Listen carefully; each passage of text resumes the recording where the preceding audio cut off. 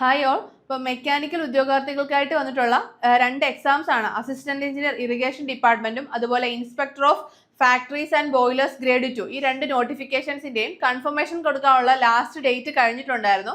അപ്പോൾ കൺഫർമേഷൻ കൊടുത്തതിന് ശേഷം ഇതിന്റെ കോമ്പറ്റീഷൻ ലെവൽ എത്രത്തോളം ആണെന്നുള്ളതാണ് നമ്മൾ ഈ വീഡിയോയിലൂടെ ഡിസ്കസ് ചെയ്യുന്നത്. അപ്പം അസിസ്റ്റന്റ് എഞ്ചിനീയർ ഇറിഗേഷൻ ഡിപ്പാർട്ട്മെന്റ് നോക്കുവാണെങ്കിൽ കൺഫർമേഷന് മുമ്പ് 10,193 പേരായിരുന്നു ഈ ഒരു പോസ്റ്റിനായിട്ട് അപ്ലൈ ചെയ്തത്.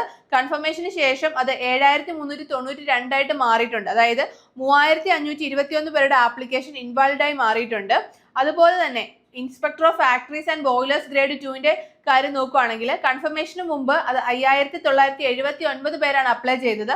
അതിന്റെ കൺഫർമേഷന് ശേഷം അത് 4,381 മാറി. അതായത് 1,598 പേരുടെ ആപ്ലിക്കേഷൻ ഇൻവാലിഡ് ആയി മാറിയിട്ടുണ്ട്. അപ്പൊ ഈ രണ്ട് കേസിലും കോമ്പറ്റീഷൻ ലെവൽ കുറഞ്ഞിട്ടുണ്ട്. അപ്പം നിങ്ങൾ നല്ല രീതിയിൽ തന്നെ എഫേർട്ട് ഇട്ട് പഠിക്കുവാണെങ്കിൽ നിങ്ങൾക്ക് റാങ്ക് ലിസ്റ്റിൽ ഇടം നേടാൻ സാധിക്കുന്നതായിരിക്കും. ഇനിയുള്ള ദിവസങ്ങൾ സിസ്റ്റമാറ്റിക് ആയിട്ട് പഠിക്കുക, സിലബസിലെ മെയിൻ ടോപ്പിക്കുകൾ പഠിക്കുക, ക്വസ്റ്റ്യൻസ് മാക്സിമം വർക്കൗട്ട് ചെയ്യുക, മോക്ക് ടെസ്റ്റുകൾ ചെയ്യുക. അങ്ങനെയായിരിക്കണം ഇനിയുള്ള നിങ്ങളുടെ പ്രിപ്പറേഷൻസ് മുന്നോട്ട് കൊണ്ടുപോകേണ്ടത്. അപ്പോൾ നമ്മുടെ ഏണസ്റ്റ് അക്കാഡമിയിൽ കൃത്യമായ സ്റ്റഡി പ്ലാൻ ഒക്കെ ഫോളോ ചെയ്തിട്ടുള്ള ഒരു ബാച്ച് റണ്ണിങ് ആണ്. അപ്പോൾ നിങ്ങൾക്ക് നമ്മുടെ ബാച്ചിനെ കുറിച്ചുള്ള കൂടുതൽ ഡീറ്റെയിൽസ് അറിയാനും നമ്മുടെ ബാച്ചിൽ ജോയിൻ ചെയ്യുന്നതിനുമായിട്ട് താഴെ കാണുന്ന ഗൂഗിൾ ഫോം ഫില്ല് ചെയ്യുക.